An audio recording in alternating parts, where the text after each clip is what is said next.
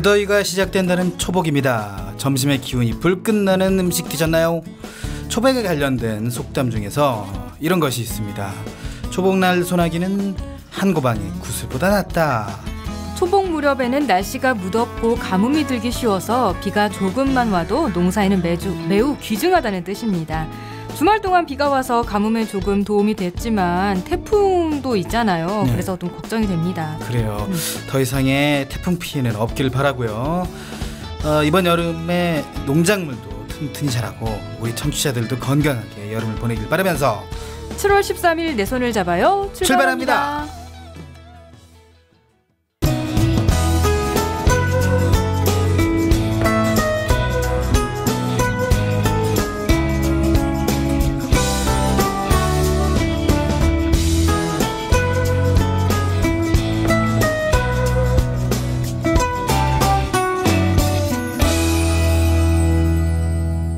안녕하세요. 내 손을 잡아요. 진행의 권순철입니다. 안녕하세요. 홍옥희입니다. 네.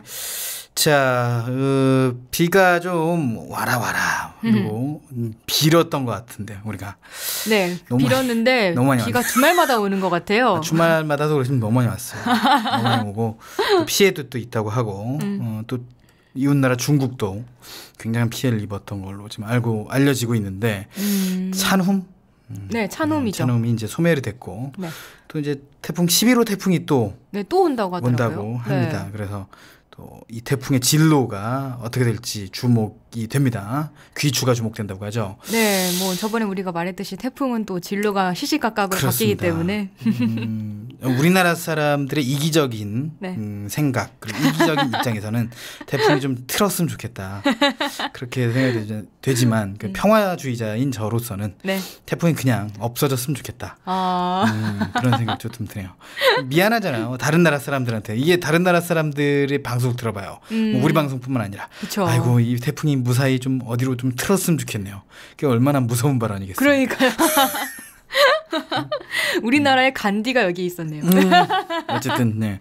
우리나라뿐만 아니라 일본, 중국 태풍의 영향권에 있는 필리핀도 있고 많은 국가들이 좀 태풍의 무서움 속에서 벗어나길 네. 바라겠고요.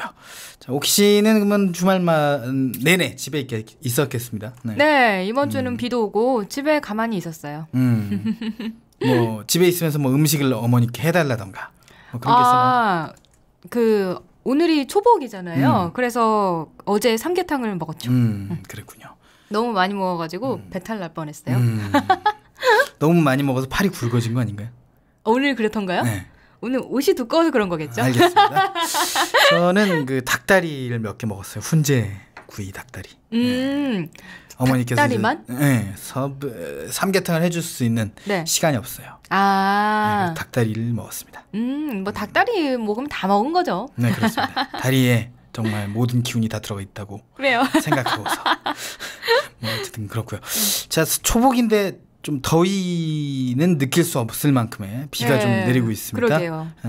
또 비가 오고 좀 습기가 많이 차니까 짜증이 많이 나기도 하고 그런데 이럴수록 제습제 혹은 제습기를 쓰셔서 또 습기를 제거해 보시는 것도 어떨까 하는 생각 좀 드네요. 네. 그래요. 습기 제거제 같은 방송 내 손을 잡아요. 오늘 코너 소개해드리겠습니다. 먼저 복지TV 박정인 기자와 함께 장애인 뉴스를 정리해 전해드리는 시간 마련되어 있습니다. 그리고 저와 함께하는 주간 스포츠 영상 해설이 이어지고요. 또 오늘은 세종 포커스 대신에 문화정보 톡톡이 준비되어 있습니다. 네, 청취자들이 프로그램에 참여할 수 있는 방법 알려드립니다. 네, www.facebook.com/kbickTV로 메시지 주시거나 인터넷에서 포피 채널을 검색해 블로그를 통해서도 참여할 수 있습니다. 방송에 참여하신 청취자분께는 문화상품권을 드립니다. 많이 참여해 주세요.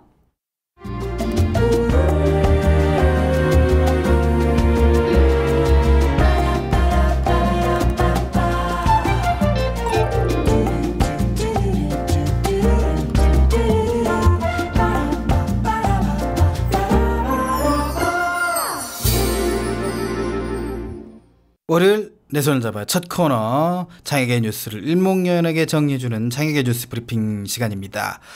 오늘도 복지TV 보도국 박정인 기자와 함께합니다. 안녕하세요. 네, 안녕하세요. 네. 뭐 초복인데 이제 건강에 좋은 음식 한번 드시셨습니까 오늘? 조금 전에 구내식당에서 반개탕이 나왔습니다. 구내식당에 반개탕도 나오는군요. 참 좋은 구내식당이라고 볼 수 있겠고. 자, 장애계 주요 뉴스 한번 전해주시죠. 예, 먼저 첫 소식은 오늘 교통약자 시외이동권 차별구제 소송에 대한 1심 판결 소식 먼저 전하겠습니다. 네, 지난해부터 진행되어 온 재판이고요. 모든 장애계의 관심이 굉장히 쏠려 있었던 재판인데요. 시외 이동권 보장을 위한 사회보장 청구 소송이었습니다. 이 재판부의 판결은 지난 10일 났습니다. 바로 며칠 전인데요. 이게 1심 재판입니다. 그래서 이번 재판은 우선 크게 두 가지로 나눠 판결이 났습니다. 국가를 상대로 낸 소송, 그러니까 국토교통부와 서울시입니다. 원고 측은 이제 장애계고요. 장애계가 국토부와 지자체에 대해서 손해배상을 청구를 했는데요. 이에 대해서 1심 재판부는 받아들이지 않았습니다. 기각을 한 것인데요.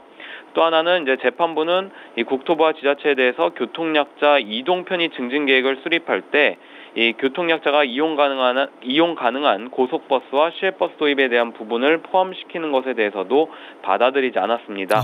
결국 이 부분도 기각이 된 것입니다. 반면 이제 교통사업자죠. 이 버스 회사 운송사업자 두 곳에 대해서는 이 재판부가 원고 측, 그러니까 장애계 측의 일부 청구에 대한 이유를 받아들였습니다. 그래서 버스 회사들은 시외버스나 시내버스 중 이 광역 급행이나 직행 좌석형 버스의 휠체어 승강 설비 등에 대해서 승하차 편의를 제공해야 한다고 판결을 내렸습니다. 그렇군요. 국가와 민간 사업자에 대해서 엇갈리는 판결이 나온 거네요. 그렇죠. 이 원고 측인 장애계는 이번 판결에 대해서요, 사법부가 이 교통약자들의 이동권을 인정했다는 점에 긍정적이라고는 밝혔지만 이 국가는 아무런 책임을 지지 않아도 된다는 듯한 이런 판결이 나온 것에 대해서 아쉬움을 나타냈습니다. 일단 이번 재판은 1심 재판인데 국가와 지자체에 대한 판결이 만족스럽지 못하기 때문에 이 장애계인 원고 측도 그렇고요. 버스 운송 사업자도 2심 재판을 제기할 것 같습니다.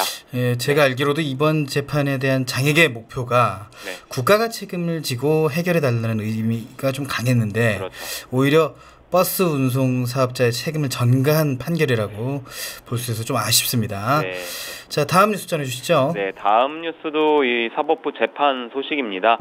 지적장애인 놀이기구 탑승 거부와 관련된 재판인데요. 재판부가 소송을 당한 이 피고 측이죠. 피고 에버랜드가 요청한 변론 재개 신청을 얼마 전 받아들였습니다. 사실 이와 관련된 재판이 이번 주에 이래서 이제 다시 시작이 됩니다. 그렇군요. 이게 이 재판 같은 경우가 담당 재판부가 화해 권고 결정 이런 거 내리면 최종 판결 내리고 뭐 이렇게 되는 수순으로 제가 알고 있는데 이 화해 권고를 내렸는데 이제 에버랜드가 거부한 거잖아요, 그죠? 그렇습니다. 이 사안에 대해서 이제 거부를 하고 이제 다시 에버랜드가 재판을 해달라 이렇게 변론 재개 요청을 한 것입니다. 그래서 일단은 소송을 제기한 장애계는 이 재판부의 결정을 따르기로 했는데요. 그러나 이 피고 측 에버랜드가 변론을 신청한 상태이기 때문에 다시 재판이 이제 진행되는 거고요. 피고 에버랜드가 현재 변론을 제기한 이유가 제가 이제 취재해서 알아본 결과 이 관광진흥법 시행규칙 안에 이 안전에 관련된 규칙이 명시돼 있다고 합니다. 그래서 일단 이번 주 이제 내일 모레입니다. 재판이 열리니까요. 좀 지켜봐야 할 것 같고요.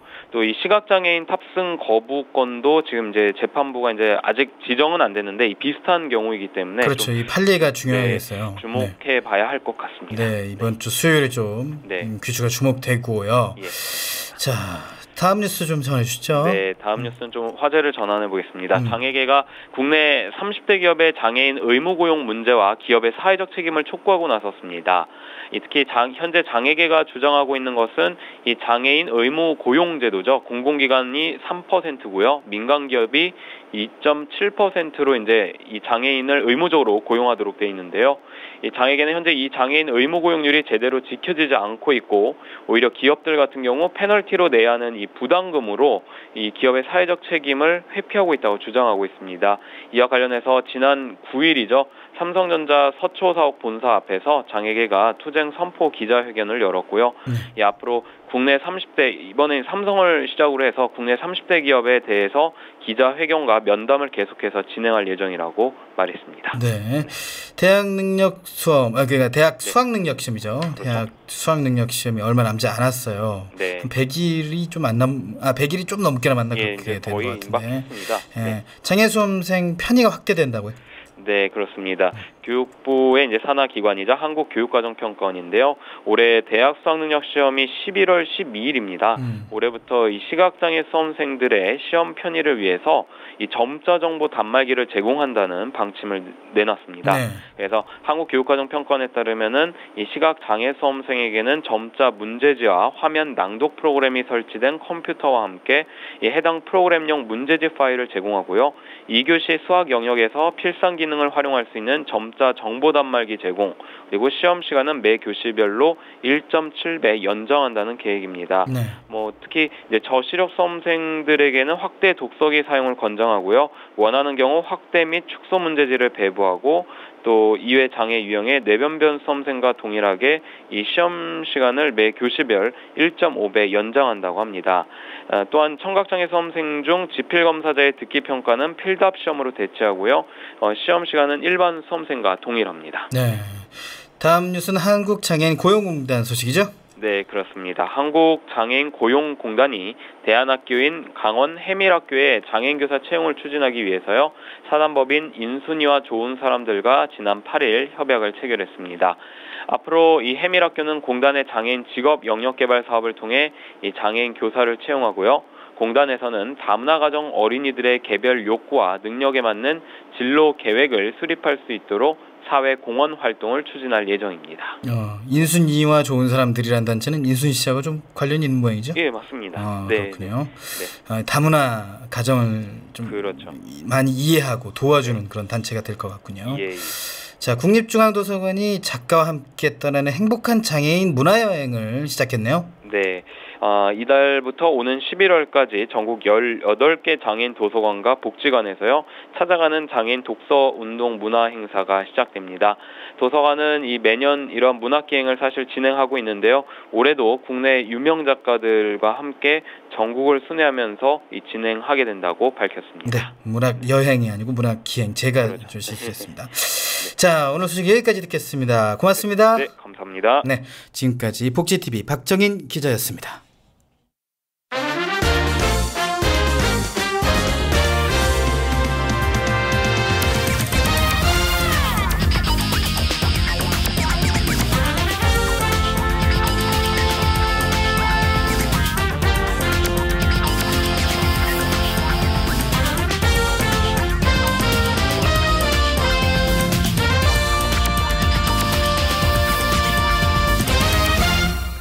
여러분은 지금 KTV 인터넷 라디오 포피 채널 내 손을 잡아요와 함께하고 계십니다.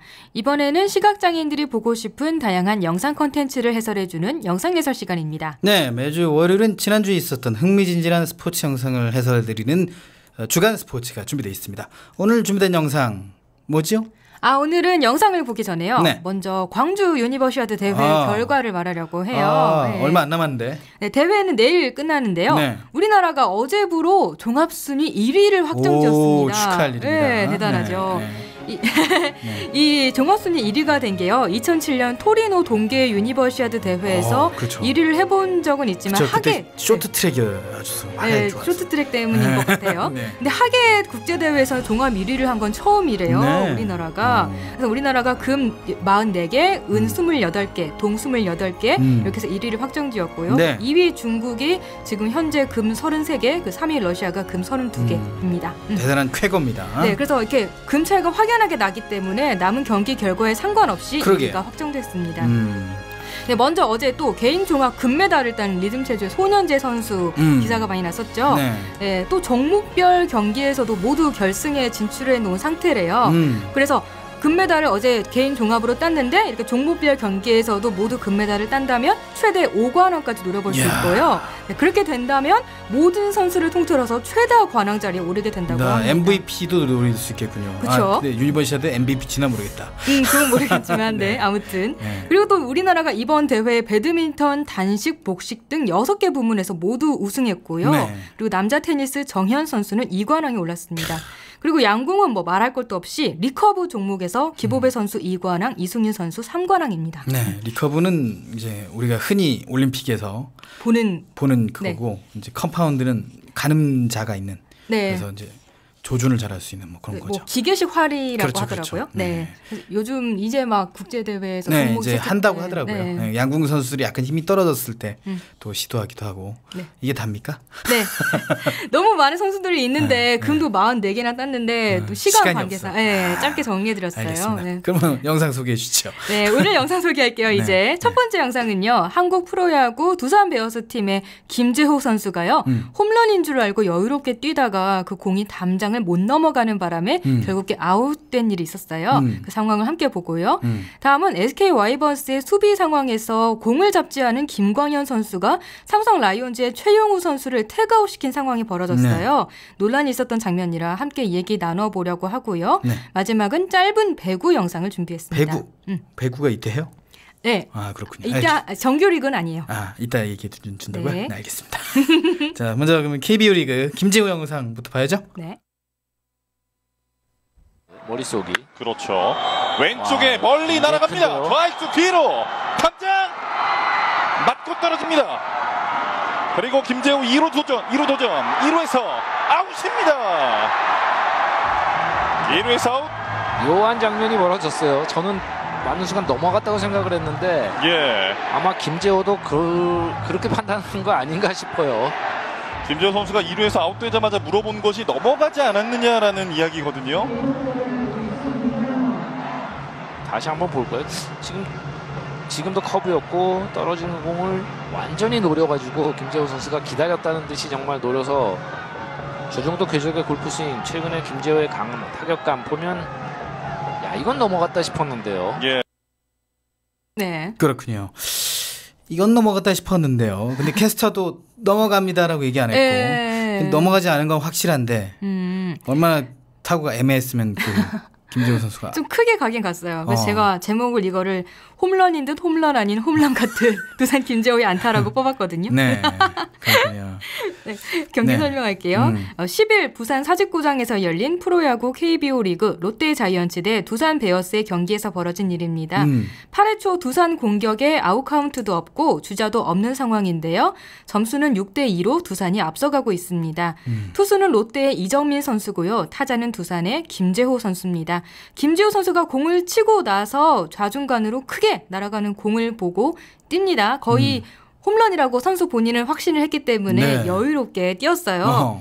그런데 그 담장을 당연히 넘어가는 줄 알았던 그 공이 난데없이 선수 입장에서는 난데없이 담장 위쪽에 맞고 떨어집니다. 그리고 한 번 튀고 떨어지려는 그 공을 롯데의 좌익수 김문호 선수가 단번에 잡았어요. 그리고 바로 김재호 선수가 달려가는 2루로 송구합니다. 김재호는 홈런인 줄 알고 신난 표정으로 여유롭게 뛰다가 1루 지나고 나서부터 상황이 잘못됐다는 걸 깨닫고 그때부터 죽어라 뜁니다. 하지만 2루수 오승택이 먼저 공을 잡았고요. 김재호를 태그아웃시킵니다. 김재호는 더그아웃으로 돌아와서 쪼그려 앉아서 동료들한테 뭐라 말하고 막 웃으면서 한풀이를 하는 듯한 표정이 보여요. 원래 김재호 선수가 표정이 일부러 웃는 거래요. 화가 나도 웃고 이게 웃으면서 막 장난치듯이 이렇게 하는 게 아니라 김재호 선수 본인은 되게 화가 날 때도 있고 진지할 때도 있고 그런데 그냥 웃는데요. 그래가지고 오해를 많이 사는 게 김재호는 노력을 안 한다. 설렁설렁한다. 뭐 이런 게 있는데 그렇지 않거든요. 올해 타율도 3할이 훨씬 넘고 유격수로서 굉장한 활약을 보이고 있고 뭐 골든글러브도 탈지도 모르고 굉장한 활약을 하고 있는데 본인은 굉장히 웃고 그러니까 팬들이나 전문가들 볼 때 저거 왜 설렁설렁해 뭐 이렇게 생각하는 거죠. 아마 되게 분했을걸요. 태그아웃 당하고. 보통 웃는 표정 하면은 더 되게 더 긍정적으로 보인다. 표정 좋다라고 생각하는데. 근데 이제 야구 선수로서 투지가 없다. 뭐 이런 스포츠 선수로서는 웃는 얼굴이 그런가 보죠. 그래서 이제 사실 마운드에서 웃지 마라 아니면 포커 페이스를 해라. 뭐 그런 얘기 많거든요. 근데 뭐 쉽게 고쳐지긴 안 고쳐지고 네, 일부러 그렇게 한대요. 옛날에 너무 안 웃어가지고 그 좀 너무 진지해 보인다 이런 얘기가 돼서 또 팬들을 생각하는 마음으로도 웃는다 이런 얘기도 하더라고요. 그런 거 좋은 것 같아요. 근데 이제 전문가들이 볼 때는 쟤는 왜 노력도 안 하고 설렁설렁해 뭐 이런데 올해는 정말 빛을 발하고 있습니다. 그 노력이. 상반된 시각이고요. 그렇군요. 아무튼 그런데 이 김지호가 공을 치고 홈런인 줄 알았잖아요. 근데 여유롭게 일루 쪽으로 뛰면서 코치와 하이파이브를 했어요. 코치도 홈런인 줄 알고 하이파이브를 한 거죠. 두 분 다 김칫국을 한 사발 들이켜긴 했는데 근데 야구 규칙에 또 이런 게 있더라고요. 네. 야구 규칙 7조 9항 수비 방해 부분입니다. 7조 9항은 주자와 코치가 접촉을 할 경우에 심판원의 판단에 따라서 아웃 판정을 받게 된다는 내용이 있어요. 그러니까 주자가 인플레이 상황에서 주루 코치와 하이파이브를 나누거나 접촉이 있어서 물리적인 도움을 받았다고 판단되면 심판은 주자에 대해 아웃을 선언할 수 있다는 거예요. 그럼 예를 들어서 그런 거죠. 의도적으로 뭐 코치와 접촉을 했다. 아니면 주자가 뭐 부딪혀서 넘어졌는데 코치가 일으켜 세워도 아웃이거든요. 그게 도움을 받으면 아웃이에요. 그죠. 근데 뭐 살짝 뛰다가 뭐 스쳤다거나 그러면 뭐 아웃을 선언해서 지 않아도 되겠지만 요거는 뭐 하이파이브를 했기 때문에 아웃이 되는 거죠. 원래 태그가 아웃이 안 됐어도 항의가 되거나 그러면 아웃이 될 가능성이 있다는 거예요. 네. 그래서 그런 댓글도 있었다면서요. 네, 어차피 넌 아웃이다. 이런 댓글이 되게 많았어요. 근데 다만 홈런일 경우, 그러니까 이 홈런이 될 것 같아서 아니면 홈런을 직감했기 때문에 하이파이브를 했기 때문에 홈런일 경우에는 공이 담장 뒤로 넘어갔기 때문에 상관이 없어요. 인플레이가 안 되는 거거든요. 그래요. 공이 이제 넘어갔거든. 어떻게 주워? 그 인플레이가 아닌 거죠. 그럴 때는 뭐 무슨 행동을 해도 상관없는 거예요. 네, 그래서 하이파이브를 한 거죠. 뭐 껑충껑충 막 이러면서 막 소리 지르고 막 이런 거 해도 상관없다는 거예요. 그래서 홈런이라고 생각하고 선수와 코치 둘 다 마음 편하게 이렇게 하이파이브를 한 거죠. 네, 진짜 야구는 깨알 같은 규칙이 되게 많은 것 같아요. 야구는 저도 규칙을 잘 모릅니다. 너무 많은 것 같아요. 뭐 어떨 때 사람을 터치해야 아웃되는지, 어떨 때 베이스를 밟아야 아웃되는지 이것도 저는 20살이 넘어서 깨달았어요. 그런 거 아세요? 이게 만약에 1, 2루 주자가 다 있어요. 1, 2루 주자가 다 있으면 3루에 무조건 가야 돼요. 이게 뭔가 이 플레이가 됐을 때 땅볼이 됐을 때 3루에 무조건 가요. 왜냐면 얘가 1루로 뛰어야 되니까. 그죠. 그럴 때 이제 베이스를 밟아서 아웃시키는 거고. 그다음에 2루와 3루에 주자가 있는데 1루에 주자가 이제 뛰는 상태에서 2, 3루 주자가 뭐 굳이 안 가도 되지 않습니까? 네. 이럴 땐 태그를 해서 잡아내야 되는 거죠. 그러니까 무조건 얘 앞주자 때문에 뒷주자 때문에 앞주자가 움직여야 된다고 하면 베이스를 밟아야 되는 거고 그 움직일 필요가 없다면 태그를 하는 겁니다. 그러니까 예를 들어서 그 안타가 나왔는데 2루자가 홈에 들어오잖아요. 네. 홈에 들어왔을 때 태그를 해서 해야 아웃이 시킬 수 있어요. 왜냐하면 2루자는 반드시 3루나 홈에 뛸 그건 없거든요. 그러니까 태그를 하는 거죠. 네. 이해되십니까? 이런 상황에 맞는 영상이 있으면 더 이해가 잘 될 것 그렇죠. 같아요. 네. 그렇고요. 뭐 나중에 소개할 일이 생기면 좋겠네요. 그렇습니다. 네. 아무튼 이제 두 번째 영상 볼게요. 지난주에 꽤 논란이었던 장면인데요. 주간 스포츠를 위해서 항상 이렇게 야구는 매주 논란거리를 낳아주는 건가 싶을 정도로 되게 야구가 일이 많아요. 네, 한국 프로야구 경기 중에 SK 와이번스의 김광현 선수가 수비하던 중에 자기가 공을 잡지 않았는데도 주자를 태그해서 아웃시킨 일이 있었습니다. 먼저 영상부터 볼게요. 타석의 박성민 5번 타자. 박성민 선수가 지금 상당히 좋은 모습인데요. 최근 3경 연속 홈런포를 때려내고 있고요. 홈런 한 개를 때리면 통산 150호 홈런. 높게 쐈습니다. 자, 포수가 잃어버렸고 이재원 선수 투수. 하지만 또 홈까지 들어옵니다. 홈에서 아웃입니다. 자, 최용우 선수가 틈을 노려봤습니다만 기광희 선수가 처리하면서 3아웃이 되는군요. 참 애매한 상황이 만들어질 뻔했어요. 지금 같은 상황은 저희가 다음 이닝 때 한번 이 얘기를 좀 꺼내봐야 될 것 같아요. 예, 최용 선수는 잘 노렸어요. 네. 그렇습니다. 자, 4회 때의 모습인데 박성민 선수의 타구가 지금 떨어진 상황이잖아요. 지금 글러브를 갖다 대는데 지금 김광현 선수가 잡지를 않았군요. 브라운 선수가 잡았는데 김광현 선수가 태그를 했어요. 그걸 못 본 또 심판은 아웃 판정을 내렸습니다. 그러니까 지금 다 김광현 선수가 잡은 줄 알았었잖아요. 그러니까 지금은 김광현 선수가 태그를 했기 때문에 네. 지금 야구장에 있는 모든 사람들이 다 김광현 선수가 볼을 예. 잡은 줄 알고서 태그가 된 줄 알았을 겁니다. 그렇죠. 예. 저희도 지금 화면을 보면서 지금 알게 된 이런 장면이에요. 예. 자, 홍키 씨의 설명이 필요할 것 같군요. 네, 지난 9일 대구구장에서 열린 삼성 라이온스 대 SK 와이번스의 경기 중에 일어난 일입니다. 0대 0으로 맞서던 4회 말 삼성 공격 2사 2루 상황에서 투수는 SK의 김광현 선수, 타자는 삼성의 박선민 선수입니다. 박선민이 친 공이 내야로 높이 떴어요. 그 사이에 2루에 있던 최용우 선수가 빠르게 달려서 3루를 밟고 홈으로 쇄도합니다. 이때 뜬 공을 잡으려고 SK 3명의 선수가 공 쪽으로 달려왔어요. 투수 김광현, 그리고 1루수 앤드류 브라운, 3루수 김현우 선수입니다. 그런데 공이 떨어질 때까지 아무도 잡지 못했어요. 공은 3루 주로 안쪽에 떨어졌습니다. 그래서 그 주위에 3명의 선수가 다시 모여들었는데요. 그 사이에 최용우 선수가 빠르게 지나가려고 하고 있습니다. 홈을 밟으려고요. 그런데 지나가려고 하는 순간 김광현 선수가 재빨리 팔을 뻗쳐서 최용우를 태그아웃 시킵니다. 2루에서부터 열심히 달려왔던 최용우는 모자를 벗고 이마에 땀을 닦으면서 아쉬워해요. 그리고 3아웃이 돼서 공수 전환하고요. 김광현이 브라운에게 다가가 아까 같이 셋이 몰려있던 3명 중에 둘이에요. 김광현이 브라운에게 다가가서 어깨를 한번 감싸 안고 나란히 덕아웃으로 돌아갑니다. 그런데 이때 브라운이 손에 쥐고 있던 공을 땅에 떨어뜨려요. 브라운은 쪼르르 굴러가는 공을 황급히 주우려고 하고요. 그리고 김광현은 뒤를 한번 쓱 쳐다봅니다. 약간 좀 긴장된 표정으로요. 이거 한번 그냥 쓱 쳐다본 걸 수도 있는데 왠지 누가 공이 떨어진 걸 봤나 싶어서 보는 걸 수도 있고 이건 모르는 거죠.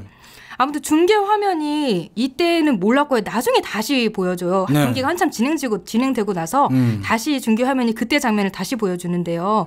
슬로우 화면으로 보고 나니까 떨어지고 한번 튄 공을 잡은 사람은 브라운이었습니다. 하지만 브라운은 수비 3명 중에 최용우와 가장 멀리 떨어져 있었어요. 그래서 태그하려고 팔을 뻗긴 무리가 있는 거리였고요. 그때 김광현이 팔을 뻗어서 최용우를 태그아웃 시킨 거예요. 제가 보기에는 아무래도 좀 급한 마음에 일단 태그를 하고 본 것 같아요. 근데 이 일로 김광현 선수가 비난을 엄청 많이 받더라고요. 네. 왜냐하면 인성이 그게 뭐냐라고 인성 운운하는 사람도 있고 나중에 공 떨어뜨리는 거 보고 너 증거 인멸하는 거냐고 소름 돋는다. 유주얼 서스펙트급 반전이다. 이런 사람들도 있고 그런 정신으로 너 MLB 진출을 하려고 하는 거냐 이런 사람도 있고 근데 종종 이런 일로 인성까지 운운하는 건 지나치다 이런 사람도 있기는 한데 거의 되게 비난을 엄청 많이 받았어요.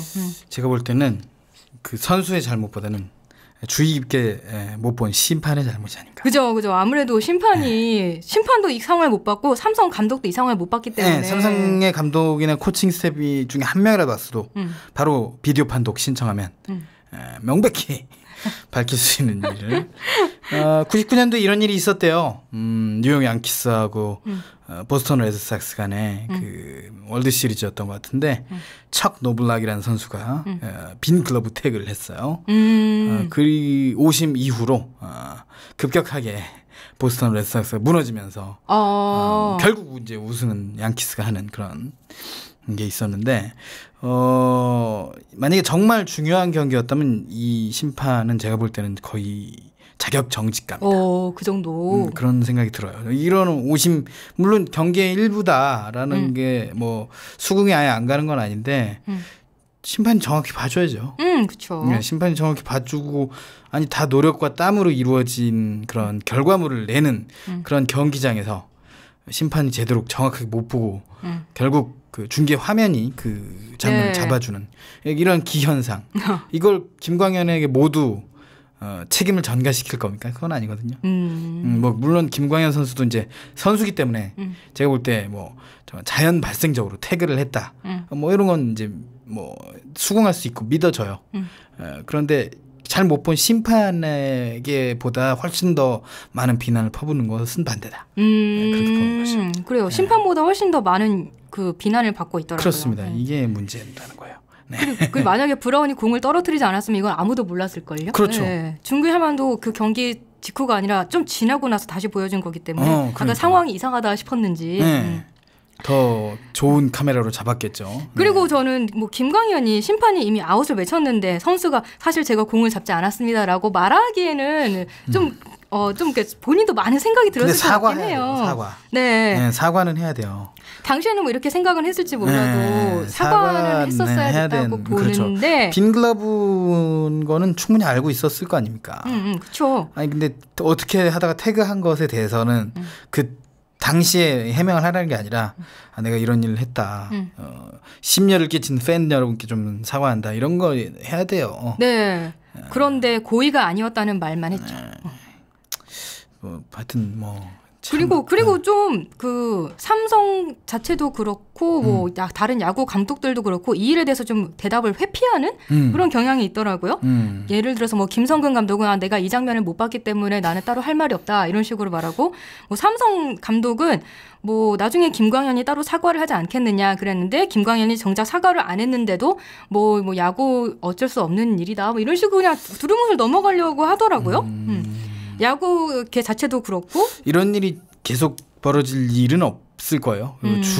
작은 일, 그러니까 빈도수도 작을 텐데 제가 볼 때 이런 일로 인해서 팬들에게 등을 돌리는 야구구, 프로야구, 한국 프로야구에서 등을 돌리게 되면 이건 누가 책임질 거냐고요. 그러니까 제가 볼 땐 정확히 얘기할 건 얘기해야 된다고 보는 거예요. 그래요. 근데 김광현 선수가 뭐 가타부타 말이 없는 게 팀 감독이 말렸기 때문일 수도 있나요?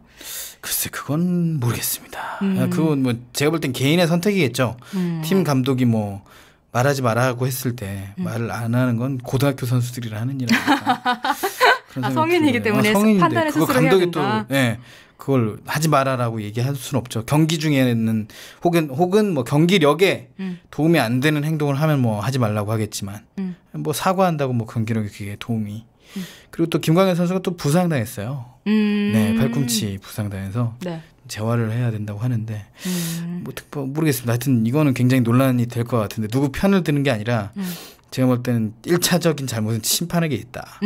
그래요. 네, 심판에게 있는 게 제일 그 경기를 관장했던 심판이 잘못했는데 선수가 뭐라고 할 수 있는 상황도 아니었을 거고. 근데 지금 혼자 거의 독박을 쓰고 있는 그런 상황이죠. 그리고 김광현이 사과를 못한 것도 좀 문제가 있는 거고. 네, 그렇습니다. 사후 처리도 약간 좀 미흡했기 때문에. 징계는 없을 것 같죠? 네, 징계 없이 그냥 이렇게 넘어가려고 한다니까요, 두루뭉술. 그런데 뭐 또 이런 기사도 있더라고요. 야구는 속임수 게임이다. 원래 이런 말도 있긴 하던데, 저는 스포츠는 정정당당해야 스포츠 아닌가? 이제 정정당당한 가운데 그 룰에 따라 속임수 쓰는 건 그럴 수 있다고 봐요. 왜냐면 야구는 어차피 타이밍을 뺏는 게임이다. 투수가 타자의 타이밍을 뺏는 게임이다. 이런 얘기도 있잖아요. 그게 어찌 보면 속임수라고 볼 수도 있는 건데. 그래서 야구는 속임수 게임이다라고 말이죠. 네, 근데 이제 그건 룰에 저촉되지 않을 때 얘기라는 거죠. 변화구를 던진다던가, 투구폼을 좀 특이하게 한다던가. 그 투구폼을 특이하게 하는 것도 야구 규칙에 맞게 그렇게 하는 건데 룰에 반하는 그런 행동이 속임수가 된다면 그 말이 맞는 거죠. 네, 그건 스포츠가 더 이상 아닌 거죠. 그렇습니다. 여기까지 할까요? 네. 이제 마지막 영상 볼게요. 네. 자, 서브 송이채입니다. 정성민 다이렉트 킬 들어왔어. 자, 박상용 감독도 웃을 수밖에 없습니다. 지금도 김보균 선수거든요. 자, 한상길의 다이렉트 두 개가 다 문제가 좀 있네요. 자, 지금은 넘어지면서 글쎄요, 맞은 공이 행운의 득점으로 연결이 됐습니다. 네, 뭔가 되게 모호한 장면이 나왔던 것 같은 느낌이 드네요. 이 네. 대회 뭐예요, 근데? 이 대회가요, 그 배구에서 정규리그 시작 전에 매년 여름에 치러지는 남녀 배구 경기 코보컵입니다. 네. 그래서 11일부터 19일까지 9일간 청주 실내체육관에서 치러지는데요. 이때는 외국인 선수는 국제배구연맹의 국제 이적기간 제한으로 인해서 출전할 수 없어서요. 한국 선수만으로 경기해요. 그래가지고 좀 이렇게 약간 좀 팀 간 경쟁에서 어느 팀이 승리할지 모르는 그런 예측 불허의 그런 재미가 또 있다고 하더라고요. 사실 그 배구가 말이죠. 너무 외국 선수에 의존해요. 네, 좀 그런 게 있긴 있죠. 몰아줘 막 공을. 그러니까 외국 선수 잘 뽑으면 우승도 할 수 있는. 네, 그런 거예요. OK저축은행처럼 그렇게 되는 거거든요. 이제 네. 물론 뭐 OK저축은행의 시몬인이 다 잘해서 우승한 건 아니겠죠. 뭐 다른 선수들도 열심히 했겠지만 그만큼 비중이 높다는 건데. 네네. 그 오히려 배구 팬들에게는 굉장히 신선하다. 혹은 이제 국내 선수로만 치르는 대회이기 때문에 굉장히 뭔가 이 팀의 진정한 실력을 볼 수 있는 대회다. 그렇게 생각할 수도 있겠어요. 네. 그래서 남자부 8팀, 여자부 6팀이 2개조로 나뉘어서 예선을 치르고요. 그중에 조 1, 2위가 4강 토너먼트 대결을 펼쳐서 승자가 결승을 치르는 방식입니다. 네. 작년에 남자부는 대한항공이 우승했고요. 여자부는 현대건설이 우승했습니다. 올해는 상무신협이 새로 참가하고요. 상무신협이 예전에 그 승부조작 파문으로 못했다가 올해부터 다시 초청이 됐어요. 네. 그리고 LIG 손해보험팀이 KB 손해보험팀으로 바뀌었습니다. 네, LIG가 KB로 넘어갔기 때문이죠. 그렇군요. 몰랐네요. 그리고 올해 배구에서 또 눈여겨볼 게 각 팀 감독들의 대거 교체예요. 먼저 삼성화재하면 신치용 하면 삼성화재였는데 신치용 감독이 단장이 됐고요. 그리고 새로운 감독으로 수석 코치였던 임도헌이 선임됐습니다. 네.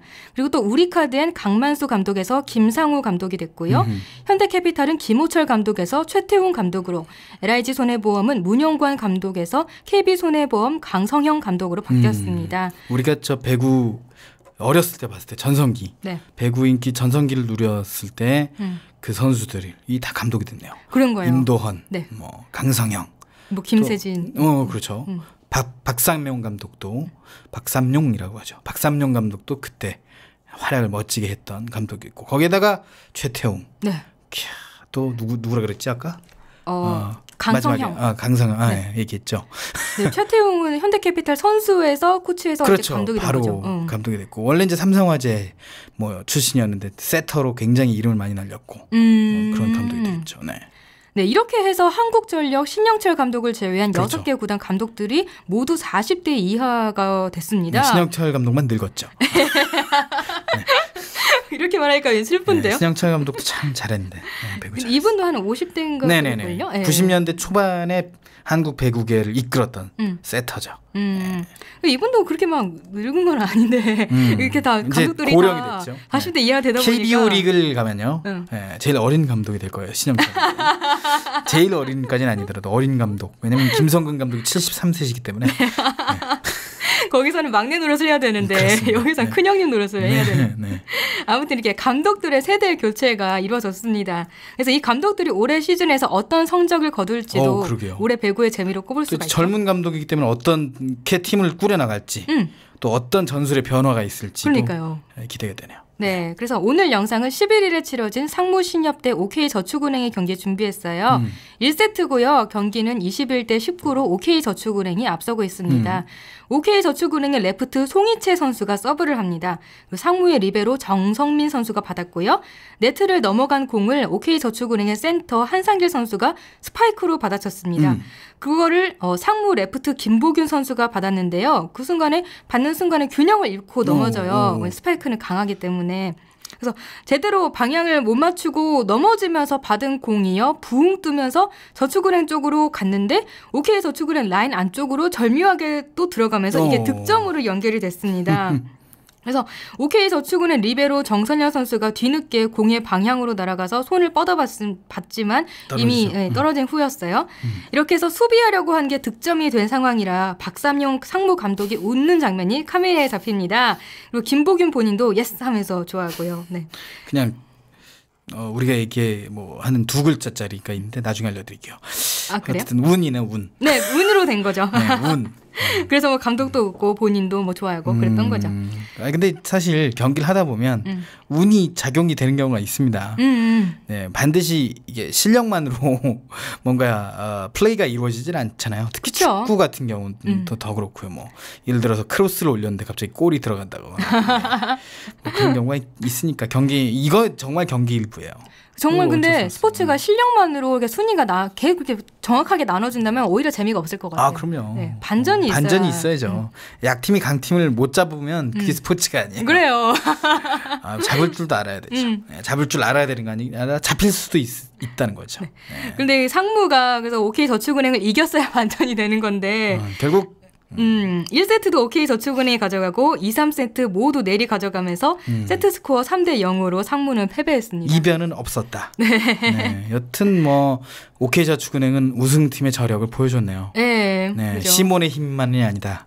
이런 것을 보여주는 그 외국인 선수 이름이 시몬이거든요. 맞아요. 네, 시몬의 힘만으로는 오키시가 참 배구 폐막되기 좀 전에부터 주간 스포츠 했으니까 시몬을 알겠군요. 네. 시몬 알죠. 네, 시몬의 힘만으로 우승하지 않은 OK-저축은행. 하여튼 코보컵도 지켜보는 분들의 재미가 있을 것 같아요. 네, 누가 우승할지. 네, 중계도 되고 있고 국내 선수끼리만 더 하기 때문에 또 이게 또 더운 날씨에 또 실내 체육관. 그죠. 이 경기 에어컨을 틀어놓고 하는 경기가 얼마나 또 시원하겠어요. 휴가지를 청주로 여기 가까우니까 또 세종에서 듣고 계신 분들은 청주로 가셔가지고 코보컵 한번 보시는 것도 좋을 것 같다는 생각이 드네요. 네. 주간 스포츠 여기까지 하겠습니다.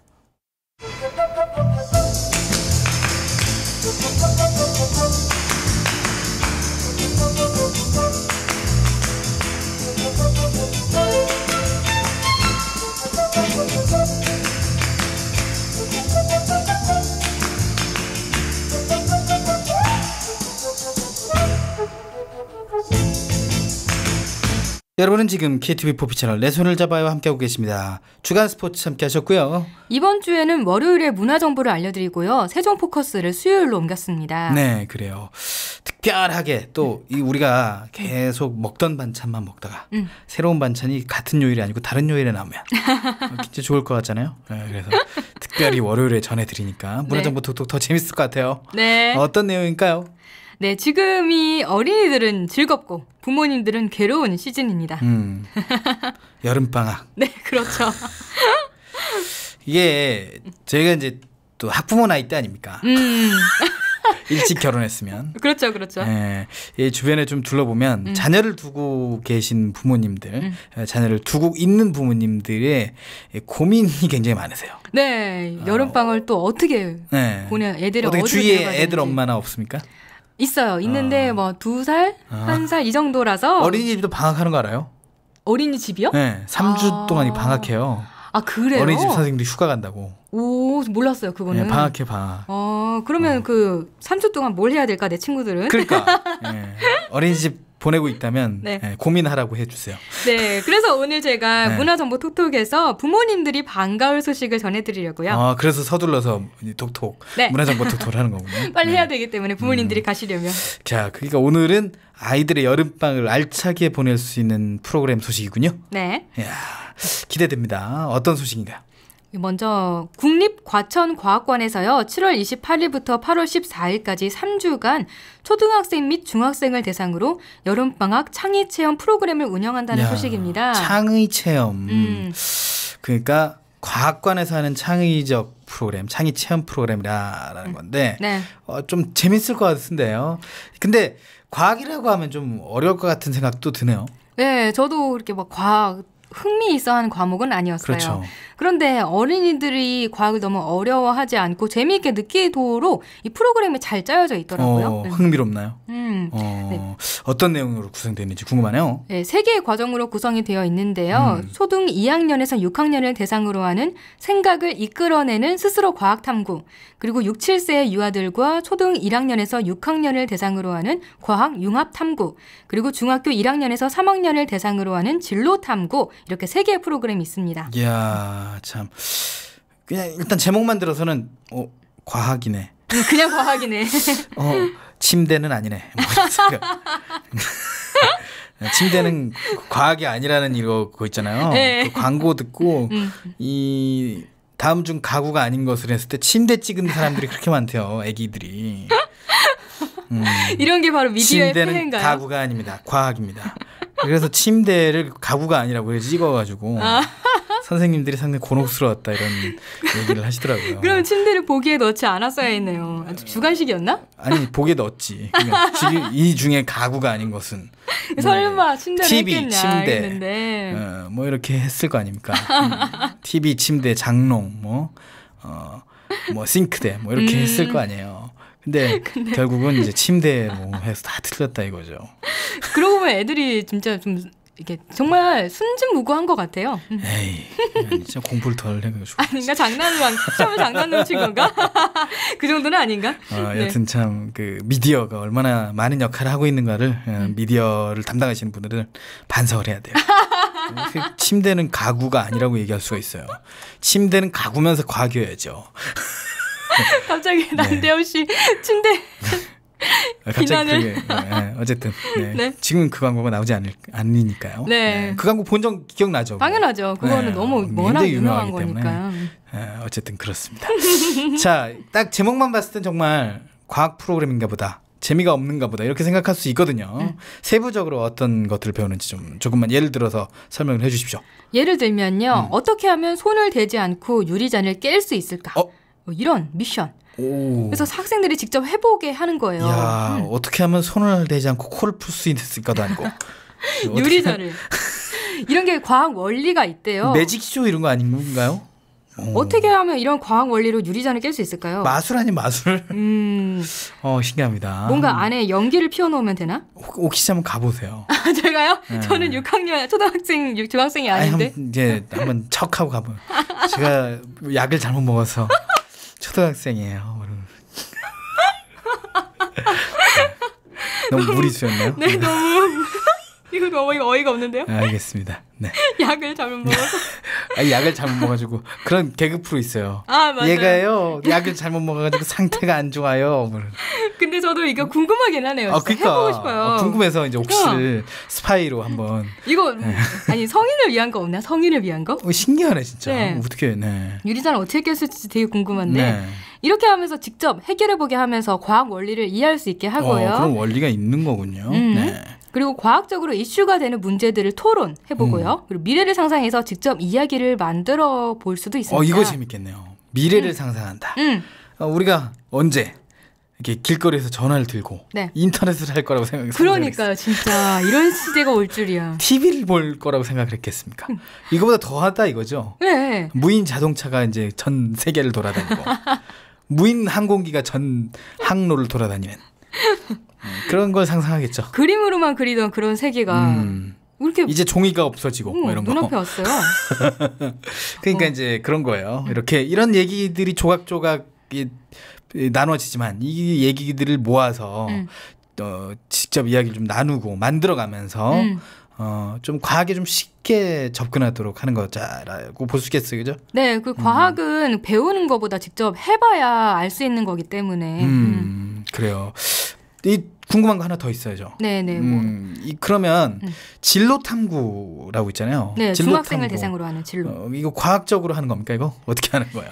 네, 진로 탐구이기 때문에요. 그런 항공 우주, 뇌공학, 로봇, 생명공학 같은 과학 분야에서 미래 유망 직종과 관련한 다양한 탐구와 체험 활동을 해보는 거예요. 그 우리가 흔히 얘기할 때 장래 희망이 뭐니? 과학자요. 네, 라는 말 많이 하는데 진짜 과학자를 만들 수 있는 과정이 될 수도 있는 그런 거죠. 내가 과학자가 될 수 있을까라고 진로 상담을 할 수 있는 그런 프로그램이 되는 거군요. 내가 과학자가 된다면 우주나 뇌나 로봇이나 생명공학 이런 거를 한번 해보는 걸까? 라고 이렇게 미리 체험해보는 그런 순간이 되는 거예요. 참 이 많은 부모님이 좋아하시겠네요. 그렇죠.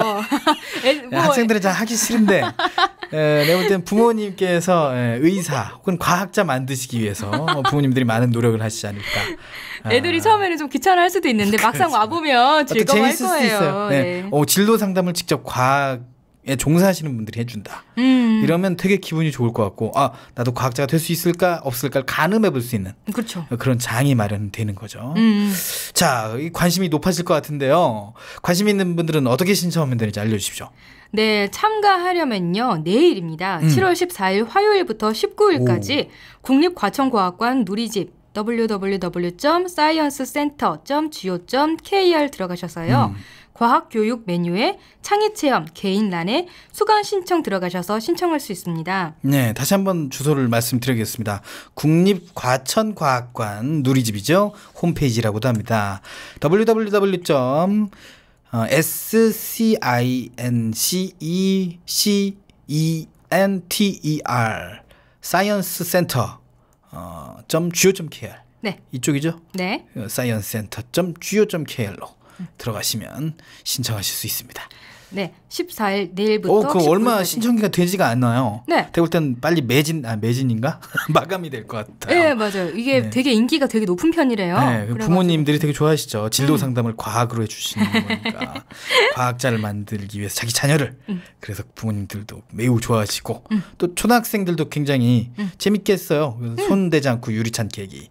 그러니까.